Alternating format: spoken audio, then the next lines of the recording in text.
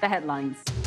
Thailand's opposition parties agree a coalition, but will the military and its allies block their route to power? Britain pledges hundreds more weapons to Ukraine as President Zelensky makes a surprise stop in the UK. Cyclone Mocha damages thousands of shelters at the refugee camp housing Rohingya in Bangladesh.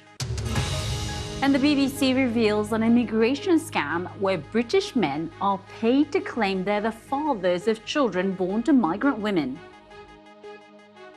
And a Chinese court has sentenced a 78-year-old U.S. citizen to life in prison on spying charges. Zhongshan Wanliang was arrested in Hong Kong 2 years ago by the Chinese counterintelligence agency. He's now been found guilty of espionage and is now deprived of political rights for life. Mr. Leung was heavily involved with a number of Chinese groups in the United States. A long-awaited report in the United States has strongly criticized the FBI over the way it investigated allegations of collusion between Donald Trump's presidential campaign in 2016 and Russia. The report by John Durham says the FBI relied on flimsy and unverified evidence.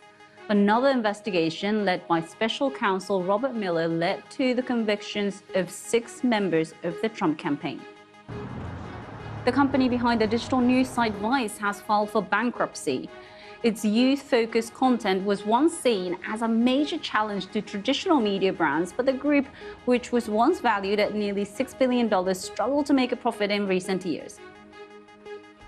Microsoft's $69 billion takeover of Call of Duty publisher Activision Blizzard is the most valuable deal in gaming history. Now, it's gained the approval of EU regulators despite being blocked last month by the UK, who claimed it would harm competitors. It would also need approval from US regulators. To Turkey now, where the Electoral Authority has confirmed that the presidential election will go to a second round. The announcement comes after the incumbent Recep Tayyip Erdogan fell just short of the 50% vote share required for a first-round victory.